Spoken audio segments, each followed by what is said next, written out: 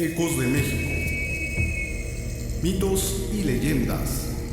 Con Irma Sosa y Víctor Hugo Escobar. Hola amigos, ¿cómo están? Sean bienvenidos nuevamente a un programa de Ecos de México, mitos y leyenda. Como siempre, un gusto estar contigo, Irma Sosa, en un capítulo, ya es el 7º.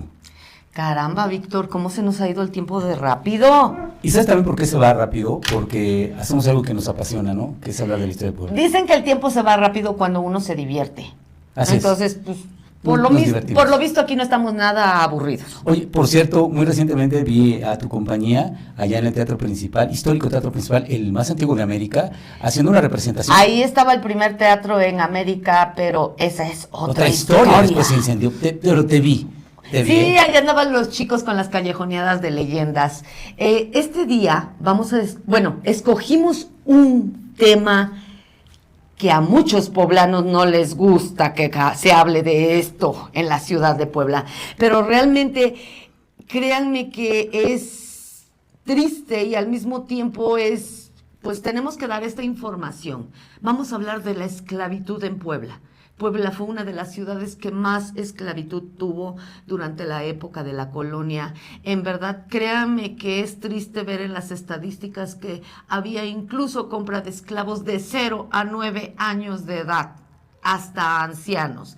Entonces, híjole, es un tema que la verdad es un poquito difícil porque a los historiadores no les gusta hablar de esto, pero en Puebla tenemos datos registrados en lo que es el Archivo General de la Nación. No, en el archivo de aquí el de archivo Puebla. Local y también existe en el Archivo General de la Nación. En el Archivo de Puebla, ahí en donde se encuentra el pasaje del ayuntamiento junto a la galería del municipio, ahí está entrada al archivo. También existe un archivo de notarios, porque cuando tú comprabas un esclavo, tenías que irlo a registrar como tu propiedad, como si fuera, ¿qué cosa? En verdad, la esclavitud en Puebla fue bastante fuerte, bastante dura, y aunque a muchos poblanos no les gusta que hablemos de este tema, pues tenemos que hacerlo, es parte de nuestra historia, y aunque muchos historiadores no tocan el tema porque es el clásico tema tabú, aquí en Ecos de México les vamos a contar de todo. Es desmitificar la historia. Fíjate que partamos del origen, ya nos vamos a remitir exclusivamente a Puebla, el origen de la esclavitud que es tan añeja como el propio hombre, ¿no? La ley de la selva, el más fuerte es el que domina, y en esta clasificación de razas, este estigma a veces que existió y que sigue existiendo muy lamentablemente, porque en ese momento históricamente los dos países o los dos reinos que conquistaban eran los portugueses y los españoles, básicamente. Ya los ingleses y los franceses fueron después. Entonces tenían una práctica muy común en la esclavitud que les antecedieron antes los romanos, valga la redundancia, y que les llamaban a los esclavos res, era cosa. Por eso el tema de reses. Entonces las reses eran las cosas, los objetos. Ahí estaban los esclavos.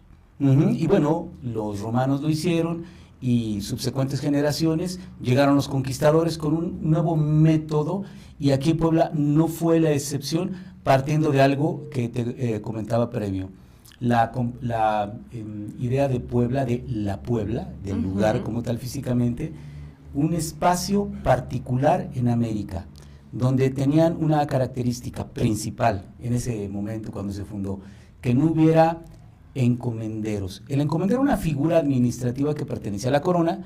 Había virreinatos, intendencias, provincias, ducados. Atlisco tenía su ducado, por ejemplo, y estos personajes que eran encomenderos. Pero el encomendero, por ejemplo, la encomienda de Tepeaca tenía, pues además de las tierras, tenía que colectar los impuestos.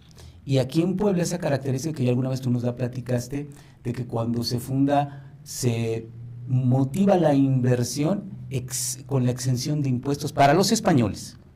Bueno, la ciudad de Puebla, según lo que estuve viendo en algunos datos, la ciudad de Puebla originalmente se traza para lo que son los españoles y su servidumbre esclava. Pero hay una cosa muy importante que tenemos que comentarles, que precisamente en el año de 1542 se hace un decreto en donde se prohíbe que los indígenas sean esclavizados. ¿vale? Los indígenas aquí en la ciudad de Puebla no podían ser esclavizados, no podían abusar de ellos. Todos los trabajos que hicieran los indígenas tenía que ser a base de una paga. Entonces lo que hacen los españoles es pedirle permiso al rey para traer esclavos para que trabajen, pues ahora sí que puedan hacer muchos trabajos y, ¿por qué no decirlo?, abusar del poder que tenían los españoles contra los esclavos, ¿no? Aquí en la ciudad de Puebla, e incluso los indígenas tuvieron más derechos que los mismos esclavos. Por decir un ejemplo, los esclavos no podían tomar agua de donde sacaba agua el indígena y el español. El esclavo no podía bañarse en donde se bañaba el indígena o el español. El esclavo no podía caminar dentro de los portales. Solamente los españoles y los indígenas. Aquel esclavo que fuera encontrado haciendo algo que era prohibido para él, que Dios lo agarre confesado. Eran latigazos y latigazos en pleno Zócalo. Fíjate, hay un decreto y una declaración de españoles. Me voy a referir a la Ciudad de México, que es el antecedente que tenemos acá para hablar específicamente de los esclavos en Puebla. Dice acerca de los esclavos afro: los negros no son a un propósito porque son torpes y no tienen la habilidad y felma que se requiere, y no se pueden tener tantos como son menester porque valen muy caros y se mueren muchos, y si faltan los indios, totalmente faltarán los obrajes. O sea, necesitamos mano de obra. Y yo creo que partamos de ahí, ¿no? El obraje, hace algunos años yo leía un libro de los obrajes en Puebla, que si bien existía la esclavitud tal como la concebimos y que tenían ciertas libertades los indígenas, en el obraje, que es la figura administrativa que luego es suplida por la tienda de raya en la hacienda, es: siempre me vas a deber algo. Entonces, yo te doy medicina para curarte, yo te doy techo para que vivas, te lo rento, nunca me vas a terminar de pagar. Yo te ayudo con tu comida, entonces siempre vas a estar endrogado conmigo. Era como una tienda de raya. Sí, una tienda de raya. Incluso en ese libro que leía, dice que había quienes entraban desde la infancia porque su familia estaba condenada y nunca terminaban de pagar. Se morían y seguía endeudada la familia, no podía salirse. En la hacienda después fue la calpanera, que en la calpanera vivían los peones y ahí eran explotados, siempre estaban dispuestos a lo que dijera el amo. Pues mira, con la esclavitud vamos a empezar, ahora sí que desde los pies, claro, y nos vamos para arriba. La esclavitud realmente empieza desde el mismo África, ¿sí? Habían muchas tribus, ¿sí?, o pueblos que se traían guerra unos contra otros. Aquellos que eran derrotados eran agarrados presos y los vendían ellos como esclavos, ¿vale? Lo que hacían era precisamente, los barcos piratas que se encargaron de la esclavitud fueron 3. La nao de la China, lo que es precisamente los portugueses y los galeones, ingleses. Y los galeones españoles, donde traían... Creo que cada marina tenía el nombre de su barco, ¿no? El galeón era evidentemente español. El galeón era un barco español donde traían a tantos esclavos que decían que en el camino se morían tantos que tenían que irlos aventando al mar, ¿no? Y los capturaban generalmente en las costas bueno, recordar que África es un país que tiene desierto en la parte norte y que tiene otro desierto en la parte media y tiene hasta el fondo en el Cabo, ¿no?, un lugar distinto donde está actualmente Sudáfrica. Procuraban ellos capturar esclavos en las zonas costeras y efectivamente... Pero no nada más era en el continente africano. Llegó un momento en que los mismos, se podría decir, compradores de esclavos, te decían, pues yo quiero un esclavo diferente a los demás, que sea más o menos con estos rasgos. Entonces los barcos piratas se dedicaban a andar en las playas de cualquier país del mundo para andarse robando, ¿sí?, a la gente que encontraban ahí tomando el solecito en la playa. Si tenías la desgracia de que ibas pasando por la playa y un barco pirata acababa de desembarcar, que Dios te agarre confesado, porque te traían, no importaba el rango que tuvieras, no importaba la importancia, ahora sí que lo importante que fueras en tu país. En tu rango social, ¿no? Te capturaban, de ahí que traían hasta príncipes. Haití básicamente y República Dominicana, la isla de la Española, hay que recordar que son los dos primeros islas donde los conquistadores españoles, llega primero Colón y luego los conquistadores, ¿no? Ya se dieron cuenta que si hay gente y ven que el clima es apto y empiezan a traer a gente de África, junto con los portugueses. Ellos se quedaron con la parte de Brasil, ¿no? Que es la parte más amplia, aunque no era la más poblada. Se dan cuenta que las condiciones de clima son propicias para la gente de color y básicamente en Haití y en República Dominicana, la antiguamente Isla Española, es donde los llevan y de ahí es donde los comerciaban para la parte de la península y del Golfo hacia México. Y la otra parte las traían, como dices, de ganado de China por el Océano Pacífico, ¿no? E incluso un personaje famoso aquí en la ciudad de Puebla que era esclava, era Catarina de San Juan, su verdadero nombre era Mirra, que significa amargo. Ella es del gran mogol de la India Oriental. Resulta que al papá le dan una especie de golpe de estado, le invaden los turcos y al mismo tiempo hay un golpe de estado. Cuenta la leyenda que toda la familia tiene que salir huyendo. ¿Sí? Hagan de cuenta que mandaron a unos hijos por acá, otros hijos por acá, el que sobreviva, si se libera el pueblo de la guerra, el que sobreviva puede regresar a pedir lo que es el trono. Lo que les corresponde. ¿Vale? Entonces Mirra sale huyendo con su pequeño hermano de 8 años, andando por las costas de la India, la toman la nao de la China, que era también un barco pirata, y que también eran esclavistas, y se la traen para venderla como esclava en el puerto de Acapulco. Imagínense ustedes cómo venía de insalubre la parte de abajo de los barcos. La comida se echaba a perder, habían ratas, y además las enfermedades que traían. Que no podían bañarse con agua potable porque pues... Pero aparte de eso, era gente de varios lugares. Ahí es en donde se empezó a hacer el caldo de cultivo de todos los virus. Y recordar por qué tuvo que haber llegado. Bueno, yo creo que la China Poblana va a requerir un solo capítulo. ¿Por qué llegó a Puebla? Porque recordar que Puebla era la intendencia más grande, de las más grandes que había, poblacionalmente hablando, y tenía entrada y salida por el mar Pacífico, o por el Océano Pacífico, y por el Golfo de México. De ahí que tenía que venir aquí, o llegó aquí a Puebla, ¿no? Catarina de San Juan. También una cosa bien importante, se les decían chinos o chinas a los esclavos. No es porque precisamente vinieran de China, podían venir de cualquier parte del mundo. Entonces, pues la China poblana, más adelante tomaremos esa historia. A mí me gustaría platicarles un poquito del tipo de esclavos que había en Puebla.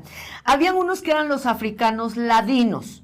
Los africanos ladinos son los que ya venían de Europa, o sea, ya habían sido capturados años antes y se los llevaron a vender a España, Inglaterra, a diferentes partes del mundo, ¿sí? Pero ya cuando llegaron aquí a la Nueva España ya venían, se podría decir, adaptados a las costumbres que tenían los europeos. De ahí que hay un término muy peyorativo que se emplea para los nativos, se decía indio ladino.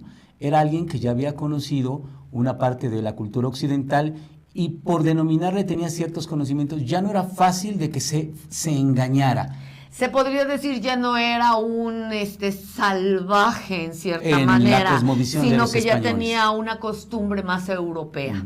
El segundo tipo de esclavo eran los bozales, que eran los que se robaban en África y los traían como esclavos. Eso sí, los indios bozales pues los traían encadenados. Los otros, los ladinos, ya los traían sin cadenas. Ahora sí que a los bozales los traían encadenados, los traían ahora sí que porque todavía controlados. Eran renuentes, ¿no? A terminar en esa condición que era, de verdad, no lo conciben, ¿no? En este momento, pero en ese tiempo... Imagínate por la mente de estos seres humanos qué pasaba, saber que eran tratados básicamente como animales, ¿no? Para el trabajo, que eran abusados brutalmente y que ni siquiera comían bien. Bueno, el primer esclavo es Juan Garrido y venía con Juan Cortés, que era un conquistador. Juan Garrido, cuando llega a estas tierras, pues ya venía vestido como español. ¿Sí? No venía con taparrabos ni nada de eso. De hecho, en la crónica de Bernal Díaz del Castillo aparecen en algunos lienzos prehispánicos, bueno, no prehispánicos, sino nativos indígenas, aparece Cortés, Malinche, la princesa, que también era una esclava, formalmente ella era una esclava, la regalaron en Pochontán, se la regalaron a Cortés, con otras doncellas, fueron 20 para servicios sexuales. ¿Pero qué crees? Que no se podían casar porque no eran cristianas. Entonces primero las casaban y ya luego podían consumar el acto sexual y después las podían abandonar. Mira, aquí hay una situación que a mí me gustaría platicarle a la gente. En México hemos ocultado muchas cosas que es con respecto a la esclavitud, pero lo que es México tuvo muchos esclavos en la época de la colonia.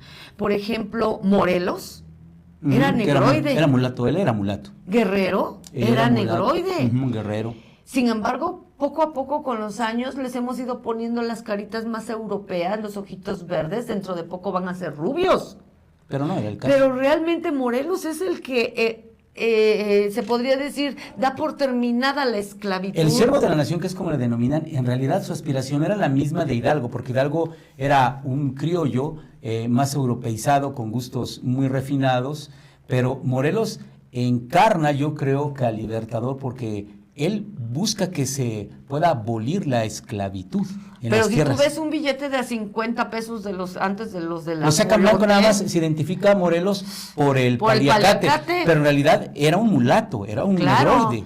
Ahora, en la época de la colonia, imagínense ustedes el Zócalo de Puebla lleno de esclavos que estaban ahí amarrados.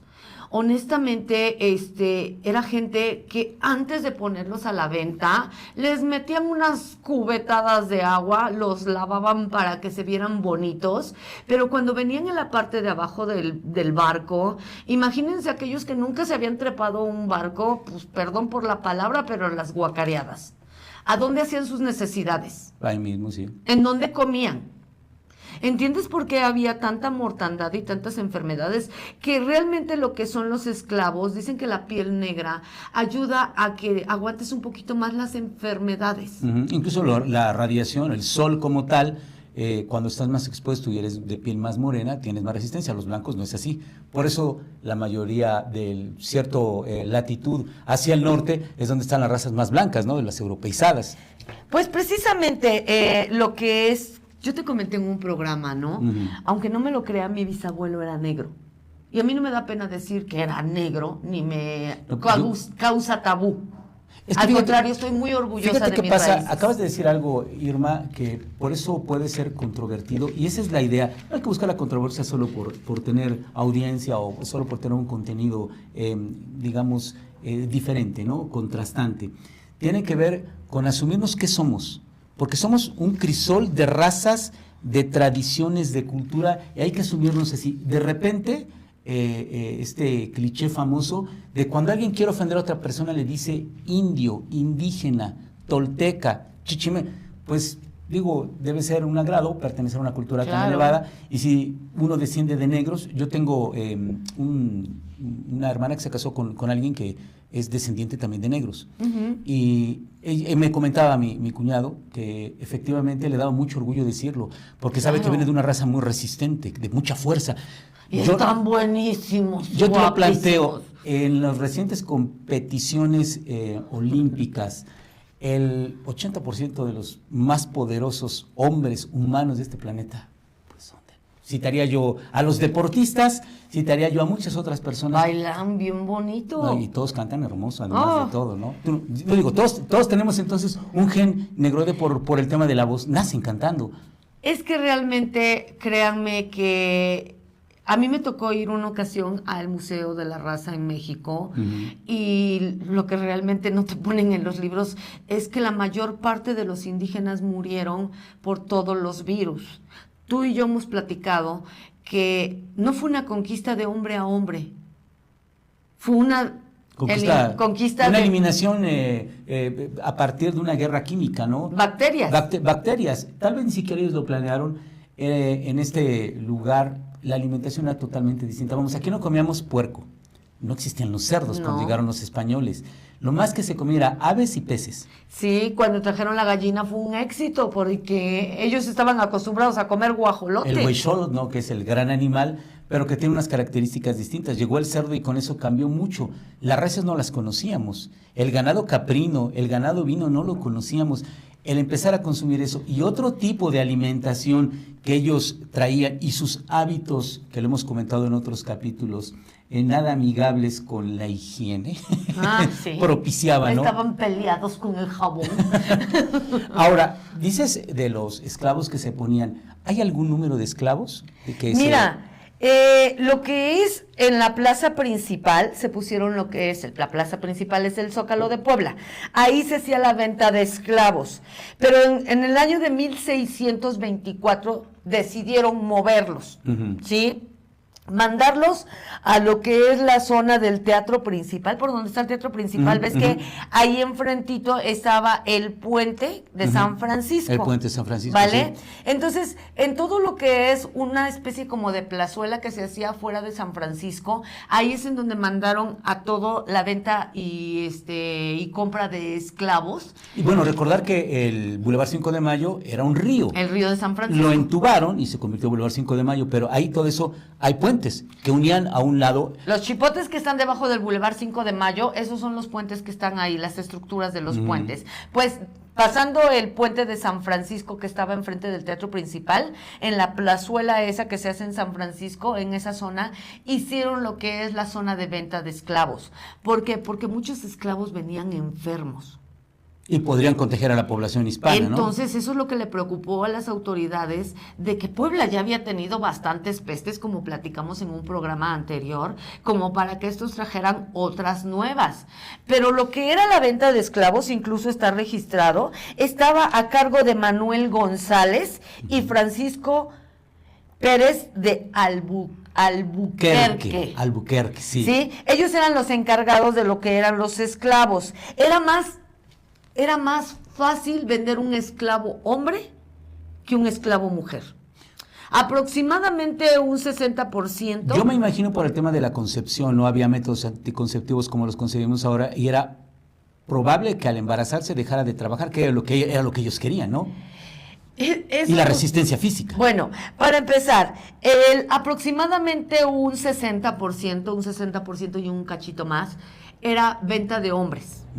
Y 39 y un cachito más era de mujeres. Las mujeres regularmente pues no las compraban mucho porque lo que necesitaban era trabajo de fuerza.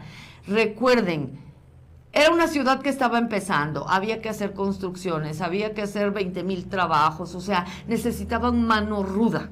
Y las mujeres regularmente se compraban para ser las sirvientas, ya sean cocineras, las nanas, limpiaban la casa y etcétera, ¿sí? Pero todavía lo que es la ciudad de Puebla no nada más era de gente joven la venta de esclavos. Habían niños de 0 a 9 años, habían de 20 a 29 años, que eran los más caros, costaban aproximadamente unos casi 400 pesos, ¿sí? No sé si eran pesos de oro, o tenía algún valor distinto. Yo creo que oro no, porque eran, fíjate qué triste hablar, ¿no? de un valor pecuniario, monetario, la vida de un humano. Era en virtud de eso. La tabla que me compartiste habla de los negros, que eran 1,694 negros, mulatos 619, estoy hablando de varones solamente, pardos. Los pardos eran mezcla de negro con nativo. A ver, aquí lo que es en la época de la colonia, sí, siempre se procuró de respetar que los matrimonios fueran entre la misma raza. ¿Por qué? Si un esclavo tenía un hijo con el patrón, el niño era un hombre libre. Si un esclavo tenía un hijo con un indígena, era un hombre libre. Si un esclavo tenía hijos con alguien que no fuera esclavo, su hijo era libre. Pero si tenían hijos entre esclavos, era esclavo. Si tenían hijos entre esclavos, qué bueno por el patrón, porque ya tiene un esclavo. Ya tenía uno más, ¿no? Sí, ya tenía claro. un esclavo más. Entonces, por eso era muy perseguido de que no tuvieran hijos con alguien más. Les comentaba que pasaron a los esclavos del otro lado del río, de la zona de San Francisco, y ahí precisamente empezaron a tener también problemas. Primero los quitaron de la plaza principal, porque los esclavos molestaban mucho a las indígenas que estaban vendiendo la fruta, la carne y todo lo que estaban ahí. Entonces se quejaron, e incluso hay un documento en donde las indígenas van y levantan un acta en contra de los esclavos y los mandan para San Francisco. No sé si ustedes han oído hablar de los lavaderos de Almoloya. Sí. Los lavaderos de Almoloya se podría decir que es una especie como de desvío que hacen del río el que pasaba el río Xonaca, ¿sí? Un desvío que hacen para que pase por ahí el agua y ahí estaban los lavaderos. De hecho existe, ¿no? Sí, todavía existe hasta la fecha. Me tocó ver hace algunos años los lavaderos de Almoloya. Está el espacio como tal, ahora hicieron un hotel ahí muy rimbombante, y donde está el estanque de los pescaditos, ¿no? Yo me imagino que esa era la plaza. No, el estanque de los pescaditos está dentro del centro, bueno, en lo que son las ruinas de la primera fundación en San Francisco. Hay una fuente, mira, está, es la 14, y exactamente junto a, si nosotros estamos de frente a San Francisco, a la derecha, que es donde están los lavaderos de Almoloya, ahí hay una fuente muy bonita que está decorada con talavera. Ubiquemos bien a nuestros amigos. Sí. Estamos sobre el Boulevard 5 de Mayo. Tenemos de frente a San Francisco. De frente está San Francisco. Del lado derecho está el centro de convenciones y ahí adentro está el estanque de los pescaditos. Del lado izquierdo están los lavaderos de Almoloya y la fuente que tú dices de Talavera se llama el Paseo de la Emperatriz. Okay. Cuando Carlota llegó a la ciudad de Puebla, se encontró que de ese lado vivían los indígenas, no habían hospitales, no había escuela para los niños. ¿Y qué es lo que hace? Dona todas sus joyas para que se haga un hospital y una escuela para niños. Entonces los indígenas, en agradecimiento, cuenta la leyenda que le mandan a hacer el Paseo de la Emperatriz, que es un pequeño puente de Talavera con fuentes de Talavera, bancas de Talavera. Y totalmente es hermoso. Paseo de San Francisco, que empieza ahí, que es un parque lineal muy bonito donde ahora hay muchos restaurantes y venden comida típica poblana, ¿no? Ahí se inventaron las famosas chalupas poblanas, Sin pero duda. esa es otra historia. No, sí, claro, la historia de las chalupas poblanas. Entonces, fíjate, me quedé pensando, yo no tenía conocimiento, yo creo que siempre se aprende algo nuevo y eso es bueno en estos espacios. Yo creo que las personas que nos están viendo y escuchando aprenden también como nosotros. Mencionabas a los bozales. Por número, que la tabla que nos fuiste compartiendo, son 365 bozales. Entre bozal y ladino, 16, ya sabemos quiénes son los ladinos, ya nos acabas de explicar. Ladinos, 23 y criollos, 667. Efectivamente, había esclavos criollos. También lo que les estaba comentando, que precisamente ahí en los lavaderos de Almoloya es la zona en donde todas las sirvientas iban a lavar su ropa o los indígenas se iban a bañar. Pues ni ahí podían ir los negros a bañarse, los que eran esclavos. Tenían que irse un poquito más lejos. Ay, no sé, tenían la idea de que se bañaban más lejos era distinto, pero el agua es corriente, ¿no? Pues sí, llegaba de todos modos el agua donde se bañaban los europeos, pero es más, los europeos se bañaban con agua de esclavo, entonces sí. Pues, pero se tenía la costumbre de que no podían utilizar el mismo lugar, no sé si pensaban que se te podía, porque mucha gente decía que los esclavos eran impuros. Sí. Como te leíamos en este texto, que les decían que eran tontos, que no eran listos, sí. Y luego entonces eran tratados como objetos. Les metieron tanto esa idea a este tipo de gente. Bueno, estamos hablando de 1542. En Estados Unidos la esclavitud la abolieron en 1774, Irma, o sea, 200 años después. El país campeón de la democracia la abolió 200 años después. Aquí se abolió con la independencia, ¿no? Se abolió por completo. Pero hay un antecedente aquí en México, concretamente en la región de Oaxaca, que tú conoces muy bien. Tú tienes algunos orígenes en la región de Córdoba, Veracruz, ¿cierto? Uh-huh. Entonces, sabes de Yanga, que ya lo platicamos acá, este negro cimarrón, que era un rey y se escapó de su amo. Es que precisamente, como te comentaba, los barcos piratas se dedicaban a andarse robando a la gente, ¿sí? No sabíamos qué carambas habían agarrado. Yanga es un rey de un pueblo guerrero. Imagínense que de repente a un guerrero que está acostumbrado a mandar y a matar. Se lo traen como esclavo o lo quieren tratar como chancla y pues lógicamente que se tenía que poner al brinco. Yanga empieza a hacer sus juntas clandestinas e incluso todos los bailes africanos, todo lo que eran las pachangas, ya ven que son bien pachangueros, ¿sí? Estaban prohibidos por la Inquisición por creer que eran impuros, eran blasfemos, eran en contra de Dios, sí, todo el chuchumbe, eso. recordarás que en un capítulo hablamos de la Inquisición y que aquí en Puebla adecuaron todavía más, aparte de la literatura de Maquiavelo y de todo esto, el baile chuchumbe porque era impuro, era muy, llamaba al morbo a los varones, fíjate, pobres hombres, ¿no? Entonces, ¿qué es lo que hace Yanga? Que de repente se escapa con una buena cantidad de esclavos y se van a esconder a lo que son las cumbres de Aculcingo, por allá más o menos, y pues las carretas que pasaban de Veracruz para México y Puebla, las asaltaban. El oro que traían de Veracruz, México, Puebla y todo, digo, de Puebla, México y otros estados, y pasaban para Veracruz, también las asaltaban. Eran un dolor de cabeza para la corona. De hecho, se funda después San Lorenzo de los Negros. Estamos hablando de 1600 y algo, ni siquiera 1700, cuando Yanga ya habría conseguido un buen número de atracos. Los españoles se quejan y van, le dicen al virrey, señor, ya no aguantamos estos cimarrones que nos están robando. Dice, bueno, hay que convenir con ellos. Les damos su libertad, pero por favor, que ya no roben.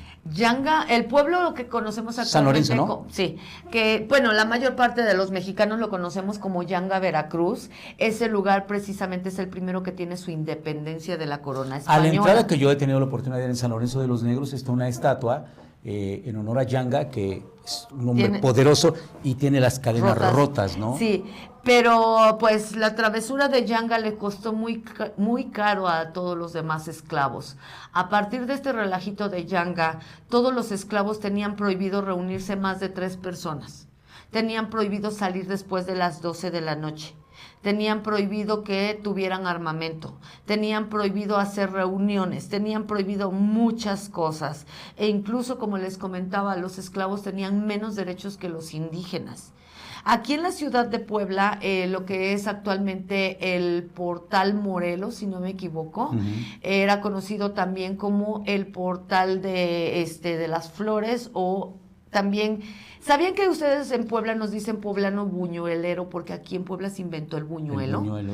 Precisamente es este amasíjono que se va extendiendo así hasta que se... Por eso, porque los esclavos que eran liberados, un esclavo podía ser liberado, uno, si el patrón se moría y nadie reclamaba la prenda, ¿no? Pero eso sí, se hacía una especie como de censo de dónde andaba ese esclavo. Ese esclavo, si el patrón no lo reclamaba, ese esclavo lo recogían las autoridades, se lo daban a otro español por lo menos por 1 año o 2, y luego se le dejaba libre, en lo que se investigaba cómo había muerto el patrón y si se había muerto el patrón. 2, muchas veces los patrones liberaban a los esclavos porque el esclavo le salvaba la vida al patrón o le salvaba la vida a la gente. Y se encariñaba, ¿no? Porque finalmente a veces existían seres humanos al fin y al cabo. Mucha gente diría, oye, qué padre, lo liberaron. Créanme que no, era una desgracia para el esclavo. Porque no sabían, mira, es precisamente un poco lo que citábamos del tema del obraje, ¿no? Y luego de la tienda de raya. Pues decían, a ver, vete, salte. ¿A dónde? Pues, ¿a dónde? No sé qué hacer. ¿A dónde estoy va a libre, vivir? ¿a dónde me voy? ¿A dónde voy a vivir? ¿Qué voy a comer? Mi amo me tiene lo que requiero. Poco, pero lo tiene. Entonces, era probablemente una desgracia ser libre para ellos. En la época de la colonia, e incluso muchos patrones lo que hacían es que no contrataban seguridad, guaruras, para que le pongamos así.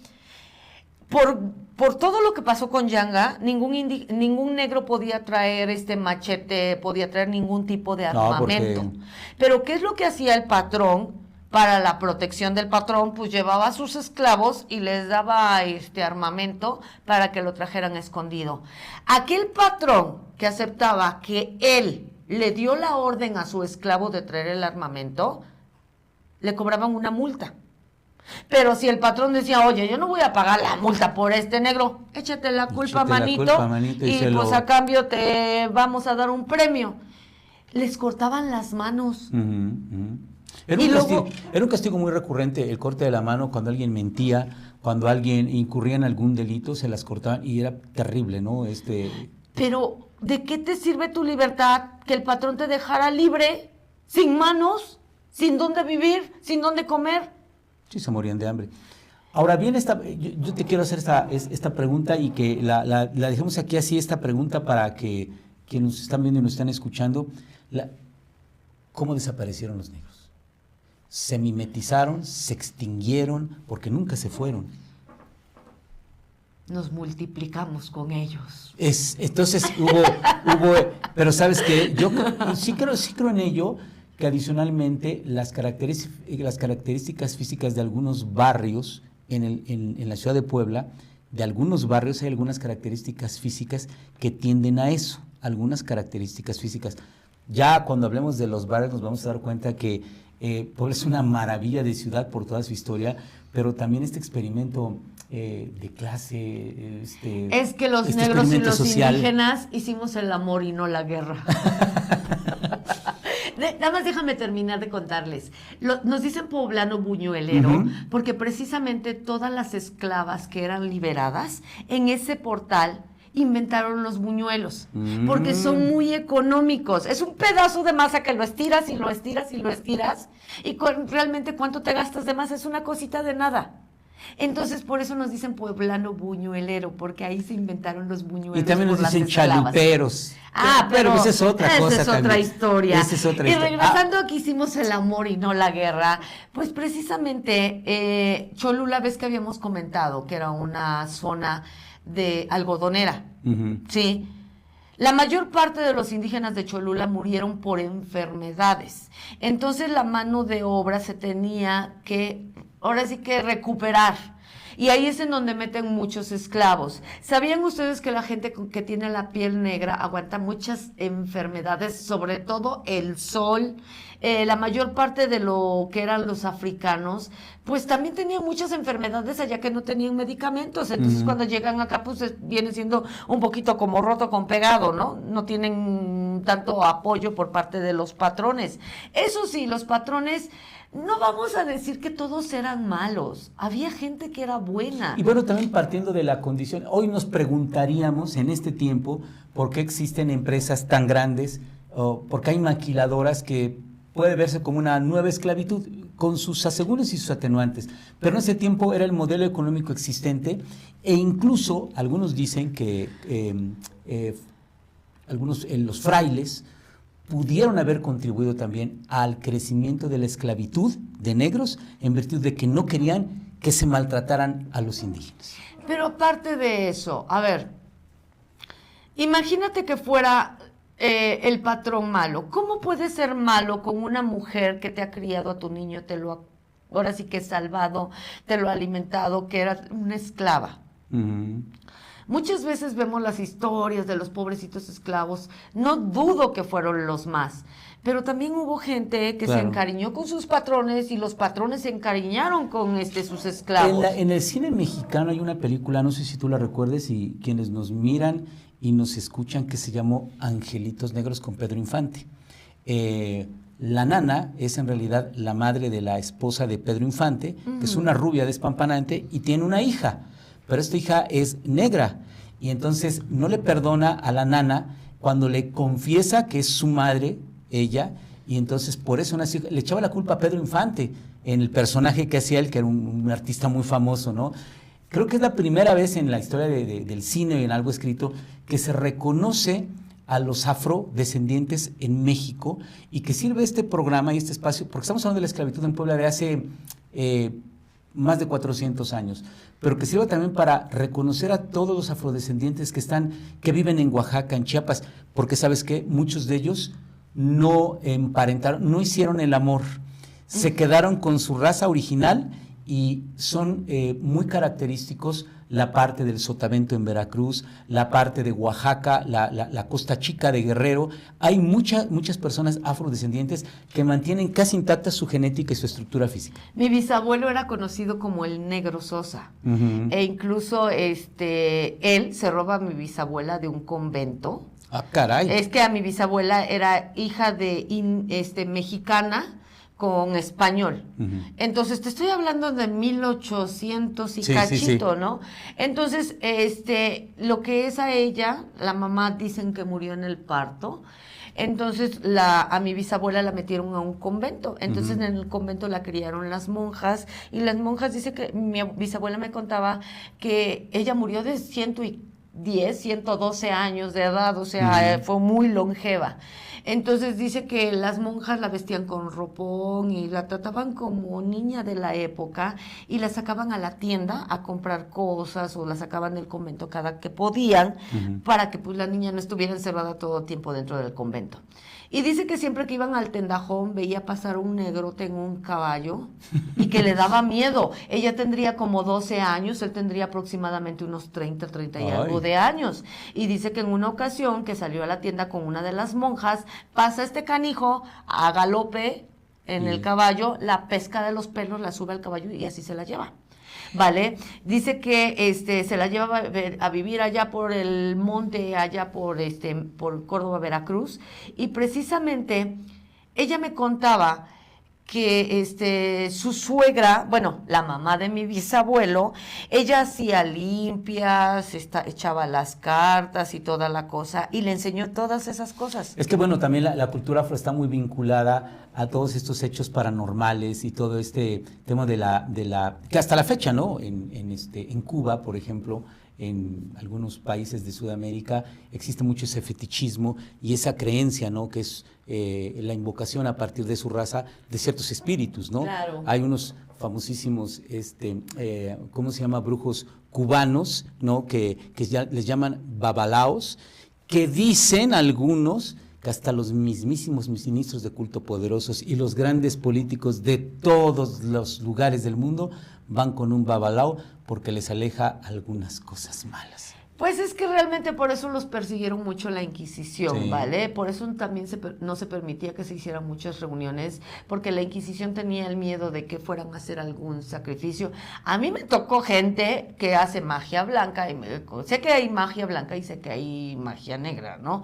Pero a mí me tocó gente que de repente era de matar una gallina, Ay, un no, qué gato horror. y cosas en cada esquina de su terreno, y pobre gente le fue Horrible. horrible, pero hay mucha gente a la que le funciona y muy respetable sus creencias y sus Sí, ¿no? costumbres. Y luego ¿no? la idea también de que la gente afrodescendiente es muy resistente físicamente, eso lo hemos estado platicando.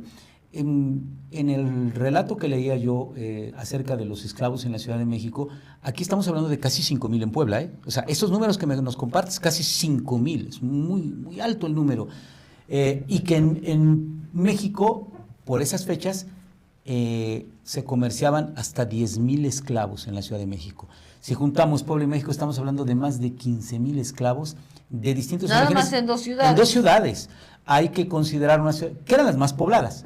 Eran las provincias más pobladas, tal vez un poco la antigua Nueva Galicia, que es hoy Guadalajara, probablemente, porque los demás se fueron poblando poco a poco. El camino de tierra adentro, que empieza en la zona de Guanajuato, se va hacia el... Pues lo que te estaba comentando, cuando fui al Museo de la Raza, realmente ahí en los letreritos que tienen y toda la cosa del mestizaje, dice que tenemos más sangre negra que española y que indígena. Probablemente, seguro. Entonces, pues seamos honestos, todos tenemos la sabrosura por dentro. Y fíjate ¿sí? también, se mantuvo sin embargo en el tema de Puebla y la región de Puebla, en los barrios, que ya hablaremos en otros capítulos de los barrios, se mantuvo esa parte de respetar el apellido nativo. En Cholula hay muchos apellidos de origen prehispánico, Huitzil, Zompan, Tepox, uy, ¿cuántos Tepox hay? Tepox hay muchos. Estoy acordándome, bueno, aparte de mexicano, hay ya dijimos Huitzil, hay Zempoaltecat, hay Yo tengo familia que Tentle, se apellida Tecpile. Tecpile.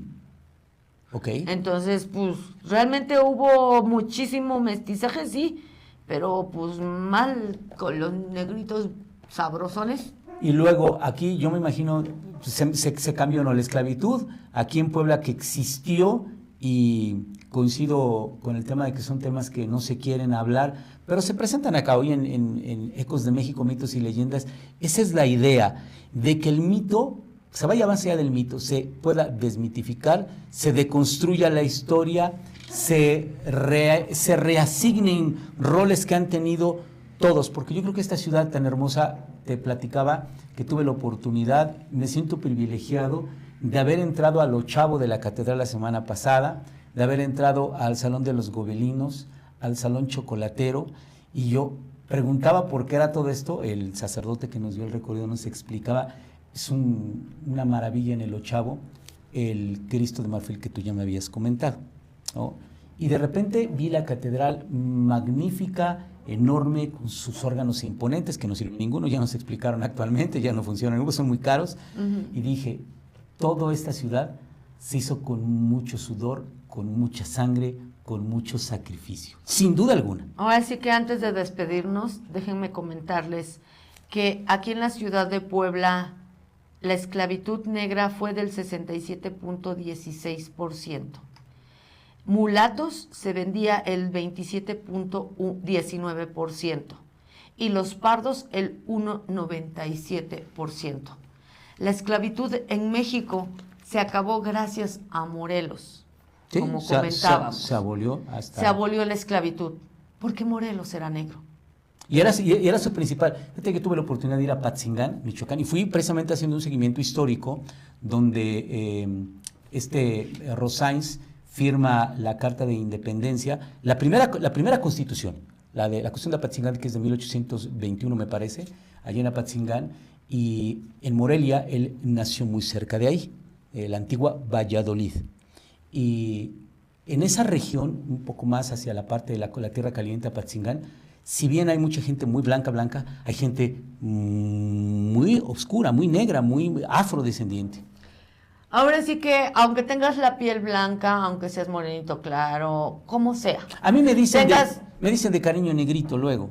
Sí, yo tenía a mi tía la negra, porque era también muy morena. De otra manera, te digo que mi bisabuelo era negro, hija de mi bisabuelo, era mi tía la negra. Entonces, aquí en mi familia tenemos varias personas que son muy morenas y pues somos de chile, de mole y de manteca, que eso es lo que hace divertida la diversidad que tenemos en México y a la gente que tenemos. Lo de afuera es el cascarón, lo de adentro es lo más importante, ¿no? Mira, aquí no importa si eres blanco, eres moreno, eres amarillo, o seas del color que sea. Aquí en México, aunque seas güero, traes un negrito por dentro. Por eso somos jacandosos, somos pachangueros, somos divertidos. El mexicano es único. En verdad es único, debemos tener mucho orgullo de todas nuestras raíces y dejar de negar nuestros antepasados. Nuestros orígenes. Exacto.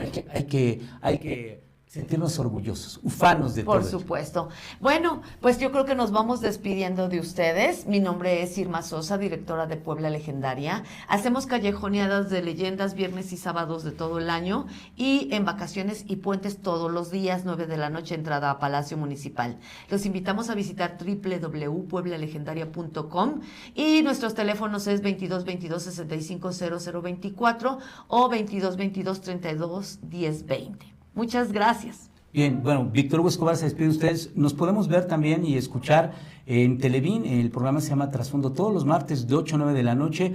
Temas históricos, temas de mexicanos notables. Yo los invito a que lo vean también. Y pues es un gusto compartir contigo siempre estos micrófonos porque reasignamos cosas, porque aprendemos constantemente, nos divertimos como chaparros y compartimos con la gente que nos mira. Sabemos que nos miran, Claro. y que tienen sus opiniones siempre respetables. Y por supuesto que seguiremos aquí en el siguiente capítulo de Ecos de México, Mitos y Leyendas. Oye, por cierto, ¿sabían ustedes que la salsa es uno de los bailes que descienden de los africanos? Claro. Ahorita que se apaguen las cámaras, aquí el compañero y yo, miren, vamos a echar una buena pachanga. Que tengan un excelente día. Hasta la próxima. Ecos de México.